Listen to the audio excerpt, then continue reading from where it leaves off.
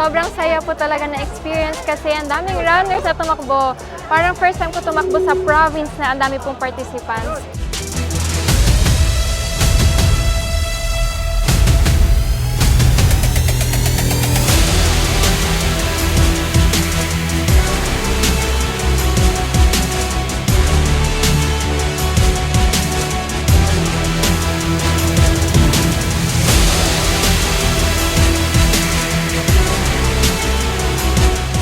So ito na po, nagkaroon na po ng kaganapan.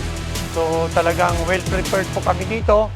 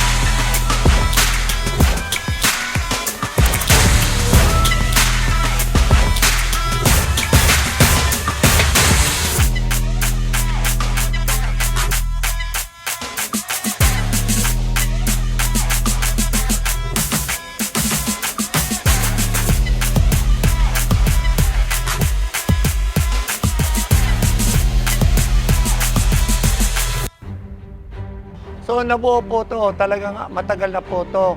Actually, 2020 pa, meron na talagang Bulacan Half Marathon.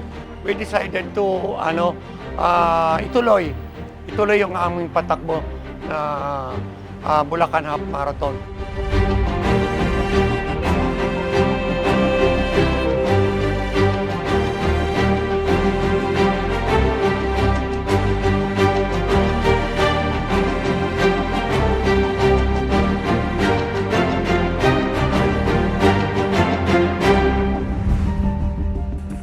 Team Malupit and sa organizers for having this event in this area, in our area at Plaridel. Tulad ng produkto namin syempre na Isuzu, which is durable, may tulad namin yun sa mga runners na alam namin matatag at malakas ang pangkakatawanan.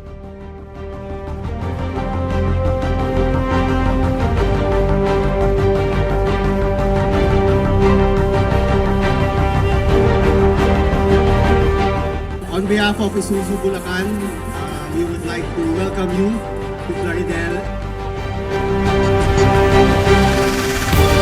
Siguro po, ito po yung isa sa mga malaking medal na nakuha ko sa sporting event. So, talagang ako po kasi kinikip ko lahat ng mga race kit, lahat ng medal. So, talagang iti-treasure ko po ito hanggang tumanda ako.